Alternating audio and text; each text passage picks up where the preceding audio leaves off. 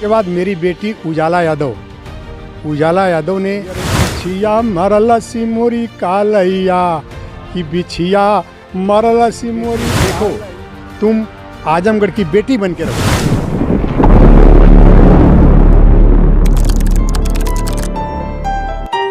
नमस्कार, प्रणाम। मैं हूं संतोष और आप देख रहे हैं सोलफ हिंदी। दोस्तों, जैसा कि आप जान रहे हैं कि हम नए पुराने बिरहा कलाकारों को ढूंढ कर उनका इंटरव्यू लेने के लिए निकले हैं, उनके बारे में जानने के लिए कि वो कैसे उनका कितना संघर्ष रहा और कैसे वो बिरहा जगत में आए। और बिरहा जो कहा जाता है पूर्वांचल की मिट्टी की खुशबू है, तो उसको आगे लेकर जा रहे हैं। इन लोगों का बहुत ही बड़ा योगदान है। और आज हमारे बीच एक ऐसे शख्स हैं जो बिरहा लेखक भी हैं और बिरहा कवि भी हैं, गाते भी थे, लेकिन अब जो है जैसे क्रिकेट में लोग संन्यास लेते हैं, वैसे इन्होंने अब संन्यास ले लिया है। अब ना ही लिखते हैं और ना ही गाते हैं। ये है उजाला यादव, जिसे शेरनी कहा जाता है। शेरनी बिरहा गायक उजाला यादव के पिताजी। आइए जानते हैं इन्हीं के स्वर में इनका परिचय। सर, स्वागत है आपका जी। अपना परिचय बता दें। जी, हमारा नाम मुन्नीलाल यादव है। ग्राम बुद्धसेनपुर, निजामाबाद के बगल में। विधानसभा, तहसील, थाना ये सब हमारा निजामाबाद है। और हमारे गांव का नाम बुद्धसेनपुर है, सेंट्रल बाज़ार के बगल में। और हमारा आजमगढ़ ज़िला है। अच्छा सर, आप भी बिरहा गाते थे और लिखते भी थे। कब से शुरुआत की आपने? जी, हम जो कहना नहीं चाहिए, आप लोग हंसी मानेंगे, मैं चड्ढी जब पहनता था तो मैं कक्षा 3 में पढ़ रहा था। तो हमारे यहाँ आप गाजीपुर सैदपुर के बगल में बड़गावा गांव है। वहाँ के छविनाथ गुरु अब तो एक्सपायर हो गए, बेचारे मर गए। मैं उनसे गाना लेके, वो हमारे गांव में गाने के लिए आए थे, मैं उनसे शिक्षा ली। फिर इसके बाद जो है कि रामदेव जी हमारे गुरु बने। मैं चंद्रिका गुरु का गाना गाता था। फिर इसके बाद मैं जो है बिरहा खूब गाया, अच्छे से गाया, बढ़िया से गाया। फिर इसके बाद मेरी बेटी उजाला यादव ने बोली कि हमको बिरहा गवाइए। मैं बोला नहीं बेटी, बिरहा नहीं गाना है, तुझे मैं बिरहा नहीं गवाऊंगा। तो वो जो है पुलिस में भर्ती हो गई थी।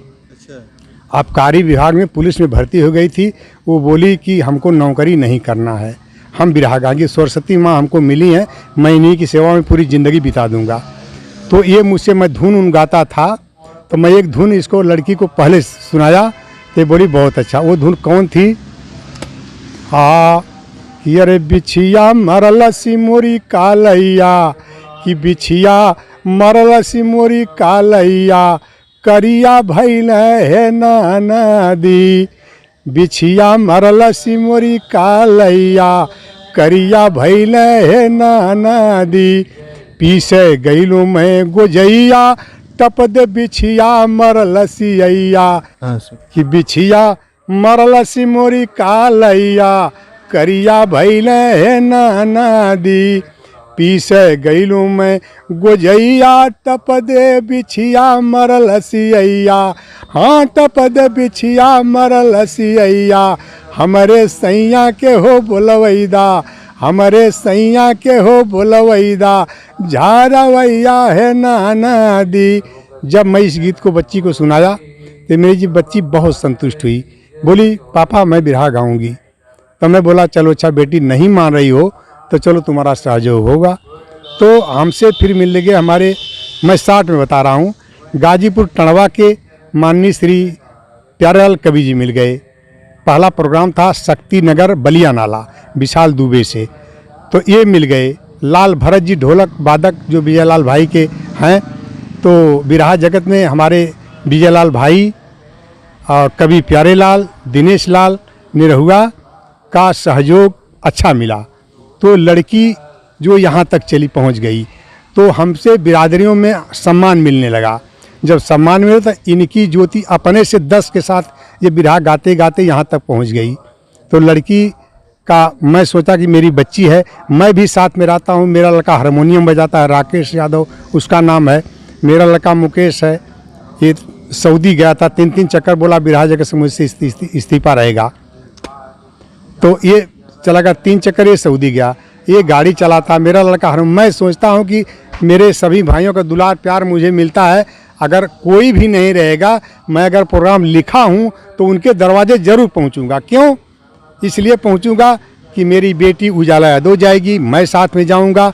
और ये है, अब मैं उनके दरवाजे अगर ज़िंदा रहूँगा तो ज़रूर। आज तक मेरा रिकॉर्ड है कि मैं किसी का प्रोग्राम कैंसिल नहीं किया हूँ, मेरा रिकॉर्ड है, ये दावा है।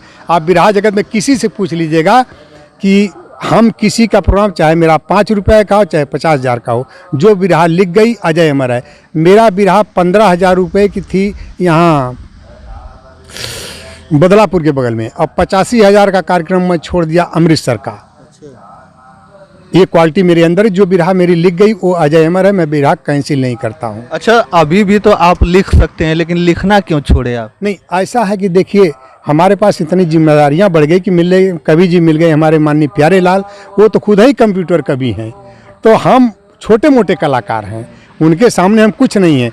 हम बोल देंगे तो 5 मिनट में लिख के हमको पूरा बिरहा दे देंगे, और हमको 5 दिन लग जाएगा एक ठो लोकगीत लिखने में। तो इसलिए हमने सोचा कि सबसे सूटेबल तो हमारे माननीय कवि प्यारे लाल ही जी हैं, इनको हम लोग कंप्यूटर कवि कहते हैं।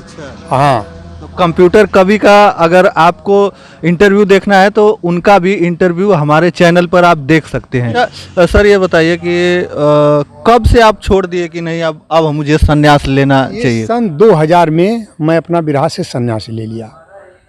सन 2000 में बिरहा से संन्यास लिया।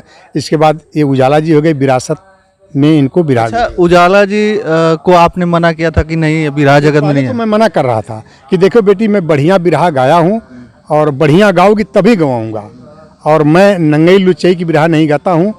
मेरी उजाला, मेरी भी बिरहा बच्चे बूढ़े जवां सभी लोग सुनते थे। उसी तरह से मैं उजाला जी को शिक्षा दिया कि बेटी देखो, तुम आजमगढ़ की बेटी बन के रहो, आजमगढ़ की बेटी बन के रहो, ताकि तुम्हारी बिरहा छोटे लोग, बड़े लोग, बुजुर्ग लोग, माता बहनें जाता पीसें, और ये क्या नाम है, अपने रोटी बनावें, खेत खलिहान में जहाँ चाहे सुने। तो ये उजाला जी की सभ्यता है। अब बिरहा जगत में कोई लेडीज़ पूरी बाँह का कपड़ा नहीं पहनती थी, और आज जब उजाला जी बिरहा जगत में आई तो बोली, पहले ही बोली कि मैं पूरी बाँह का कपड़ा पहनूंगी। तो ये तब से लेडीसें जो है पूरी बाँह का कपड़ा पहनने लगी। आवाज़ भी उजाला जी जो भी धुन गाती हैं, कोई भी धुन निकलती है, मैं उसका अर्थ निकालता हूँ। जैसे लोग बोलते हैं कि मोर मन रहल मोरे पियवा का नाही, सैवा उठौलों ले हलस नाही। लोग हंस देंगे, हास रस होगा। नहीं, कभी जो लिखता है तो अपने दिमाग से, वो गलत चीज़ नहीं लिखता है। गलत तो हम और आप बनाते हैं। एक बहुत गरीब परिवार की बात है, बड़े दुख की बात है कि मोर मन रहल मोरे पियवा का नाही, सैवा उठौलों ले हलस नाही। आगे पीछे फटल है जिया शर्माला, और दूसरे के देख देख जिया ललचाला। भैया देखिए, वो भट्टे पर काम कर रहा था, मजदूर आदमी है। उजाला जी ये बताती हैं मंच पर कि वो गरीब परिवार था। जब बाज़ार में गया, बाज़ार की दुकान से साया कपड़ा वो औरत उठा ली हाथ में, तो बोला आज मेरे पास पैसा नहीं है, चलो कल खरीदेंगे, हाँ अगले हफ्ते में खरीद लेंगे। तो कल आगे पीछे फटल हल जिया शर्माला। तो बताइए कि जब आगे पीछे फटने का मतलब उसका साया जो है आगे पीछे फटा था। कल कि दूसरे का हम देखते हैं तो हमको लाज लगती है, शर्म लगती है। तो इसलिए जो है आज, तो वो बोला आज नहीं लेंगे कल इसको लेंगे। अब बताइए क्या गलत है इसमें? लोग हंस के उड़ा देंगे। और एक गीत है कि वही रे जगहिया दांते काट लेना राजा जी, इस पे भी बड़ा बवाल हुआ था कि नहीं ये अश्लील है, तो ये है इसका। भैया देखिए, ऐसा ही अश्लील नहीं है, इसको अश्लील लोग अश्लील बनाते हैं। जैसे मैं इसका बता दे रहा हूँ आपको इसके बारे में भी। जैसे एक कि वही रे जगहिया दांते काट लेहलस राजा जी, सही बात है, ये बात सही है, लेकिन ये बहुत दुख की बात है। ये नहीं हो कि वो बहुत से कलाकार यही कहते हैं, अरे यार वो साला कौन सी जगह थी कि आज तक उस जगह का पता नहीं लगा। क्यों नहीं पता लगा? मैं तो जब धुन निकली मैं तुरंत उसको पता लगा लिया, मैं उसकी गणना किया, उसको खोजा। ये बात उस समय की जिस समय राजा हरिश्चंद्र तारामती को और अपने बच्चे रोहित को उनके पंडित के घर बेचे थे दक्षिणा में। तो वहाँ विश्वामित्र जो